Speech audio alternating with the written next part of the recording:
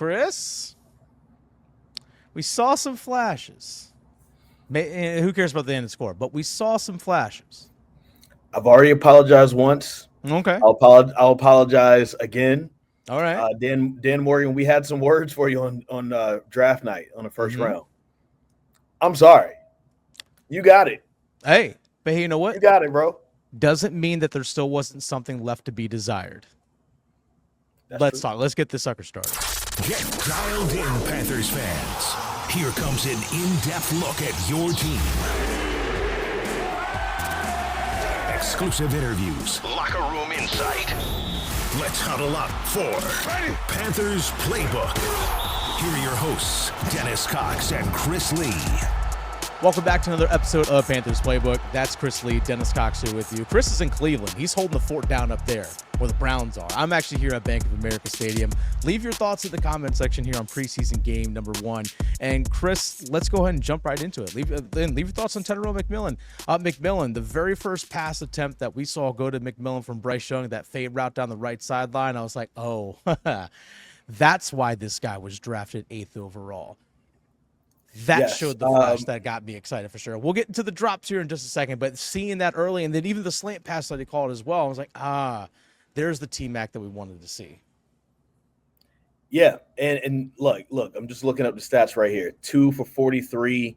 So you have 21 and a half yards average on both of those catches. The long one being 29 yards. You know, it looked good to me. And you saw exactly what Tetairoa McMillan could be with Bryce Young once he gets it together. Now, it's still the preseason. He's still a rookie.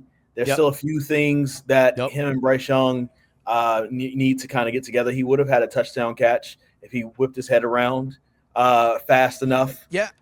Yeah, that's part of the growing pains of rookie. Hey, the ball's going to get there faster. This game is a faster game. You got to anticipate as soon as that especially in the red zone, the ball's going to be right there. Yes, absolutely. Especially in a red zone. And Bryce put it on a perfect spot. McMillan has to come up with that catch, plain and simple. But you know that, okay, he's in the right spot. He's definitely getting open, which is a good sign for sure. And he also had a drop on a pass as well on another target that was a little bit behind him. So, again, a couple drops there that you saw, but it is preseason, and that's why you have these games.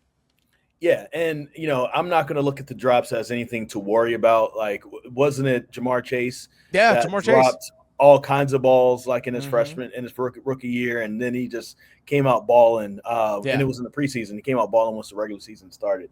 So I'm not worried about that. Like, you know, I'm not looking at him at the mistakes too much. I'm looking at what the flashes are and what are the ways that he can learn. And honestly, the only reason why he doesn't have 100 yards right now is probably because of just him and Bryce just needing to get on the same page and because of those drops. On that play in the end zone, what was it off on the timing? Did you think, what was that? You looked like you gave him a thumbs up, like maybe it was your fault. That ball came out good anticipation. I gotta have those at the end of the day. So, we just come back tomorrow, correct it, and we'll go from there. Otherwise, you see what could be the makings of a real, true number one wide receiver for Bryce Young, and why that's important. Because I did feel that on some of these plays, it would, if without McMillan doing what he was doing, it felt like same old Panthers is like, man, Thielen's kind of slow. You can keep him covered. Legette, I think he ran some decent routes. You probably saw it a lot better there. But he did before the ejection. Before the ejection. It didn't feel like a lot of people got open as much during the 2 drives for Bryce. And so you saw where McMillan can be important when it comes to that. But also I want to pivot to Bryce as well. Mm-hmm. My man looking like Drew Brees out there, bro. My man was looking like Drew Brees out there, just extending the play, like pointing, being the traffic cop. Hey, go over here. I got you. Boom. Hitting Coker. Oh, my God. Like this. Yeah. This guy right here looks amazing. You just need to have a serviceable NFL line to block in front of him, and he's got all the magic for days. Yeah, so speaking of the offensive line here real quick, so no Damian Lewis today. I was actually told before the game, I asked representative for the Panthers, I said, is he a little bit banged up? And they said, yeah, he was. Never actually got the full details of the injury. So with Chandler Zavala also not playing, it was actually Jadeveon Carter, I hope I'm saying this right, or Jadeveon Carter, I should say, actually started in place of Damian Lewis in that regard. If this were a real game, it would have been probably either Cade Mays or Brady Christensen starting in that spot if this was the situation we were going in. But Christensen and Mays are battling out for a center position, so hence why Carter got the start there. And sure enough, he gave up a sack in the game.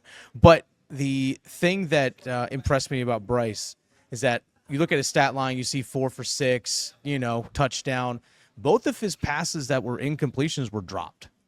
The one early on to Chuba Hubbard on the very first drive, and the one that we mentioned about Tetairoa McMillan. Everything was on the spot. It looked like the pass to Chuba. Go back and look at that again. It was a little behind, but it was still catchable. It was catchable ball, though. That's the thing. It was a catchable ball.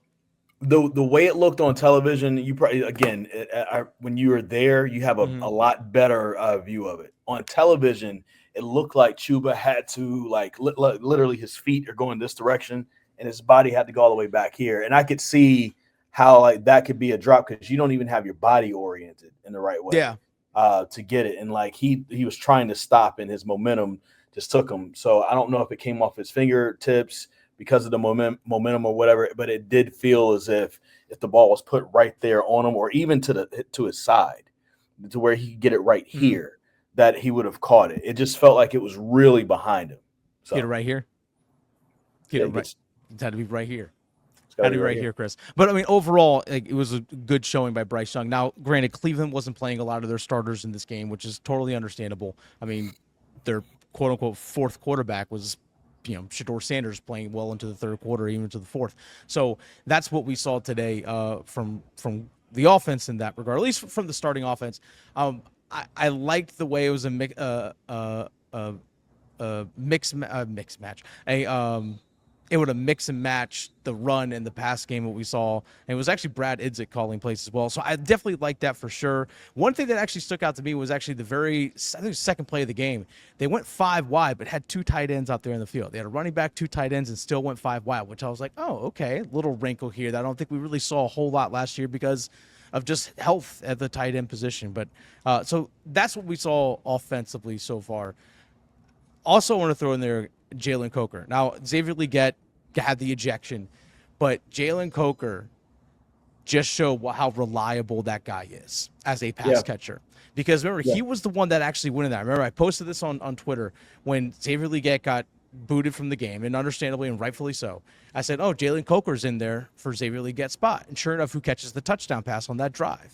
It's Jalen Coker. And Coker was actually open in the back right corner of the end zone when Bryce was scrambling out, and Bryce redirected him, and you saw that chemistry right there. And I was like, yeah, that's Jalen Coker. And then, unfortunately, had a great one-handed catch from, it would have been about a 32-yard completion from Andy Dalton in the second quarter. Got called back because of the Josh Nijman face mask penalty. I was like, man, just the short-handedness, the great route running. You saw him make catch on the sideline as well. I'm like, yeah, Jalen Coker definitely needs to be on the field. If there are any questions about what his spot is on this team, they've been answered. Plain and simple. And there were no questions from us. I think we've believed the entire time. But I think that it feels like for this Panthers offense, you're going to need Chuba and McMillan to get started early, right? And once they're going, things are going to start opening up for other people. Coker just feels like the guy that at the end of the game is just going to make the catch for you, right? He's not the number 1 dude, not the number 2 dude, but when you need somebody to make a play, we need somebody to get open and have a sure-handed catch. It feels like that's going to be Jalen Coker all day long. Yep. And so I'm excited to see that. I meant to bring this up earlier too. I'd also be interested in seeing how well other people get open with Hunter Renfrow on the field as well. Yeah, gotta be healthy. You got to be healthy for it, but it's going to be interesting to see whenever he is healthy how that does impact the Panthers' offense early on in games. All right, let's switch focus over here to the defensive side of things. We saw the defense for the Panthers play about 12 snaps out there for Dave Canales and Ijiro Evero. A couple things stood out to me, but in particular, one person, and I even posted this out on social media as well. Corey Thornton is making this team. Yeah. Corey Thornton is making this team. It is extremely telling. Now, Caleb Evans, who was on the team last year, was not healthy to play today, so he didn't play. Obviously, J.C. Horn was not playing as well. So you know who started, who ran with the ones to start the game was Corey Thornton. I thought he was great in pass coverage, almost came up with an interception, and then Chris on an end around makes a great tackle for a loss. So I think he hit a guy with an Alabama slam. I mean, that's really what he did today. I'm like, Corey Thornton. I was like, yo, like, this might be another undrafted gem that Dan Morgan found. Yeah, and here, that's the thing with Dan Morgan. Again, I brought this up before, but we got to give him all the praises because this might be one of the 2 best drafts back-to-back that he's done. We're going to have to see, of course, what they do during the season. Time will tell. Time will definitely tell. But then also what he's doing after the draft. I don't remember seeing back-to-back years where, like, there are folks that you brought in as undrafted guys that had the ability to make the roster. Last year, of course, Coker, Damani Richardson, and those guys have done a great job of right now. Corey Thornton looks like he's a part of that and looks like he belongs, and looks like he might be like pushing Shamar Bartholomew possibly for his job. Yeah. So it's going to be interesting to see how all of that ends up shaking out. He's still a little raw on a few things, but he's definitely made some plays. And I think you're right. I think he's already made a case for himself making this team, especially because, he's played well when he has the opportunity, but also special teams. He's been doing great with that as well. Yeah. So again, I think it's extremely telling that they went with Corey Thornton first over Bartholomew to start this game today, to run with the ones. And then when the starters rested, Corey Thornton stayed out there because, you're an undrafted rookie. You're going to get those reps, and you need those reps as well. I just thought he was all around it today. Even the touchdown pass that Shedeur Sanders threw, and Thornton had great coverage. It was just an amazing throw by Shedeur Sanders on that first touchdown pass. But Thornton was right there. And again, he almost had an interception. Are we going to talk about Shedeur? We're here to talk about Panthers, Chris. We're here to talk about Panthers. I mean, we can mention them. We can mention them a little bit. I will say this, though. I mean, the defense got a really good look from Shedeur Sanders. Let's be honest. He's not a fifth-round talent. He's a good quarterback.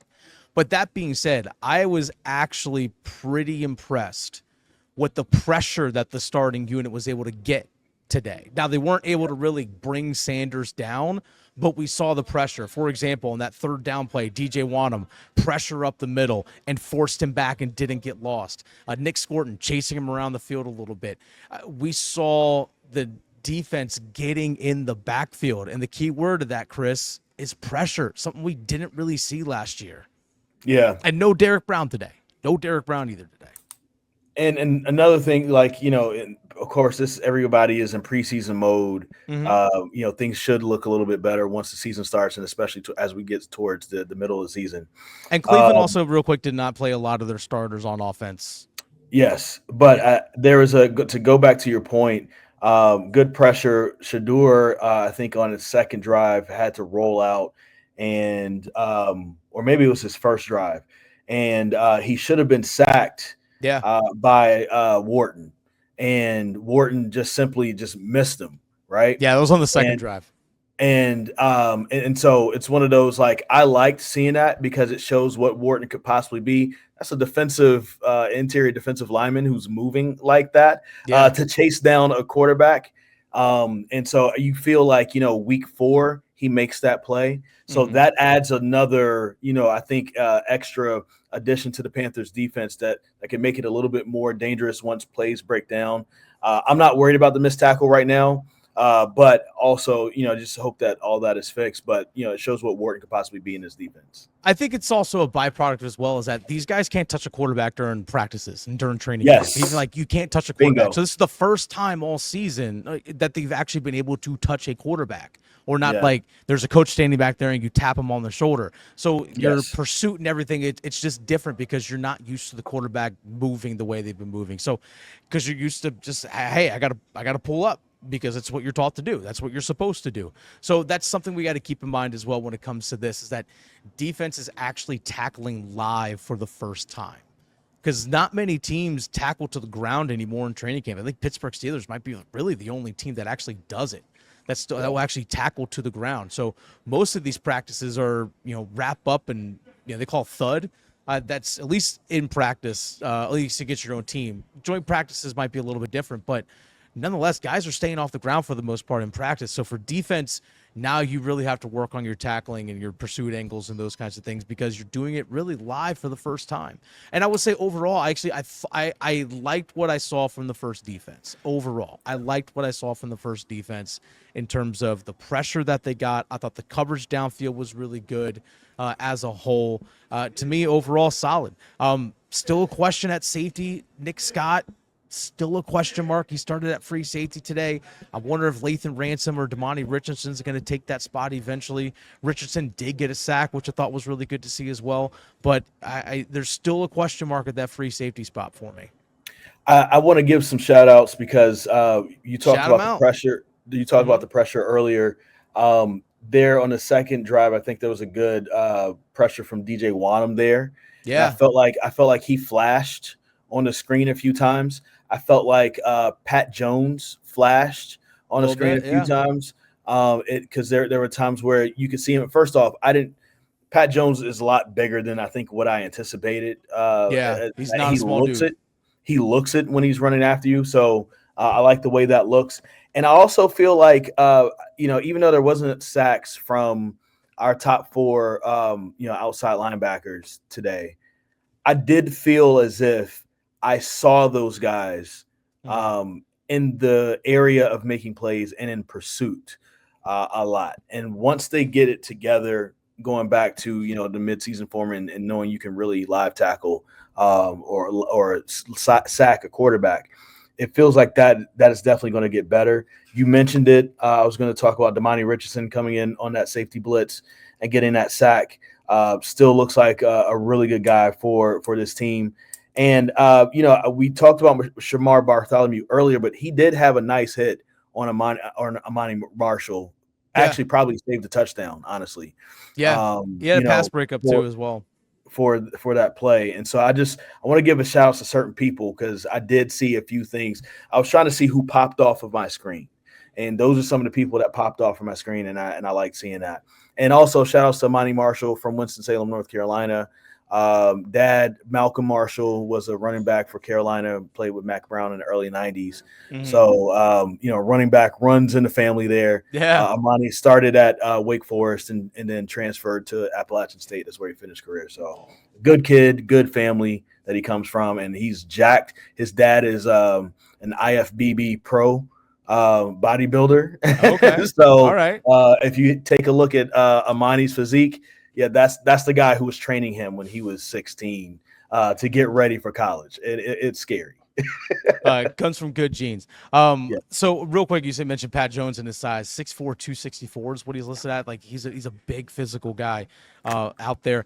Now Nick Scorton did get credit with a sack because there's a play where he chased Shedeur Sanders out of bounds behind the line of scrimmage on a pass play, so he got credit for a sack there. But I liked even. There should have been a couple times where I thought, you even mentioned it as well to me, that Princely Umamielen should have drawn a holding penalty on a couple pass plays as well, like using the speed as well. I meant to bring that up. Yes. Yeah, so like Princely Umamielen, like I liked what I saw again. First impressions, overall good. These young guys still have a lot of room to grow and still need to grow in terms of their development. But I was impressed overall with Scorton. I was impressed overall with Umamielen. Again, nothing great, but you see the foundation of what this defense can hopefully become, Chris. And, also, Christian Roseboom, sure tackler. I like seeing that. And to me, in my eyes, Thomas Incoom is making this team over DJ Johnson. Simple as that. Incoom making this team over DJ Johnson. Incoom had a sack today as well. Incoom had a sack today too. But also what he does on special teams, I think Incoom's making this team over DJ Johnson. I was going to go back to the main play that I texted you about from Princely. Shedeur, drops back. He's in his own end zone, and Princely was held. He ended up Shador ends up hitting Larvadan for that long gain. It was a first down after that. That's yes, like Princely. First off, the referees are in preseason form as well, Of course. But Princely, man, he looks good. I think Scorton looks good. Especially in pursuit or trying to tackle folks once they're already on the run. I'm excited to see how those rookies grow. Overall, with the defense, I mean, it's preseason. You see the improvements. But also like it's nothing to really just like super write home about. Yeah. I think the main thing I wanted to see is I didn't want this team to look like they had regressed. And even though there's not a lot of scoring in this game, I think that's more so indicative of what's not there as far as the bench or depth is concerned. But I feel like as far as the starters that you're putting out there, everything looks fine. Everything at least looks on par from last year. Now there's just room to improve. So yeah, well, that's what I saw after one game. Par for the defense last year was not a good score. Let's call that what that is. But I think again, once Derrick Brown is healthy and ready to play as well, we're going to really see the defense and truly what it can become. But Chris, overall, again, it's a preseason game. I really don't care what the score is. I just want to see growth and progress. And then we'll get preseason game number 2 and preseason game number 3. I think that's something we have to keep in mind. Temper your expectations. It's still early August. Yes. It's early August. They don't play a game for another month. They don't play a game for another month. And then they got 17 of those. There's plenty of time to improve. We're good right now. Yeah, we're Chris, we're here. We're right here, Chris. We're right here. Again, leave your thoughts in the comment section. Who popped off today? Who showed out to you? Were you impressed with Jimmy Horn Jr. speed? Do you like Jalen Coker? Yes. By the way, Jimmy Horn Jr. very fast. Is a fast individual. Yes. Oh my goodness, he's small, but that dude is fast. All right, man. Chris, have a safe trip getting back home from Cleveland. And folks, again, subscribe if you're not already subscribed, and we will see you another episode for you guys on Thursday.